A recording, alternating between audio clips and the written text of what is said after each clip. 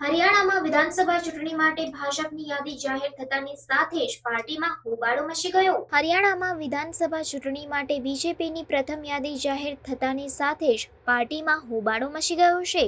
બુધવારે સાંજે 67 ઉમેદવારોની યાદી જાહેર થયાની થોડી જ મિનિટોમાં સોશિયલ મીડિયા પર એક પછી એક પાર્ટીના લોકોના રાજીનામાનો વરસાદ થવા લાગ્યો. ગુરુવારે પણ આ સિલસિલો ચાલુ રહ્યો હતો. 24 કલાકથી ઓછા સમયમાં પાર્ટીના 32 મોટા ચહેરાઓએ અલવિદા કહી દીધું છે, જેમાં એક મંત્રી, એક ધારાસભ્ય, 5 પૂર્વ ધારાસભ્યોનો પણ સમાવેશ થાય છે. રાજ્યના રાનિયા, મેહમ, બાધરા, થાનેસર, ઉકલાના, સફીદોન, પ્રીથલા, રેવાડી, ઈસરાના, હિસાર, સામલખામાં બળવો જોવા મળ્યો હતો. હરિયાણાના ઉર્જા મંત્રી રણજીત ચૌટાલાએ સમર્થકોની બેઠક બોલાવીને પાર્ટીમાંથી રાજીનામું આપી દીધું અને અપક્ષ તરીકે ચૂંટણી લડવાની જાહેરાત કરી. તે જ સમયે દેશની ચોથી સૌથી ધનિક મહિલા અને બીજેપી સાંસદ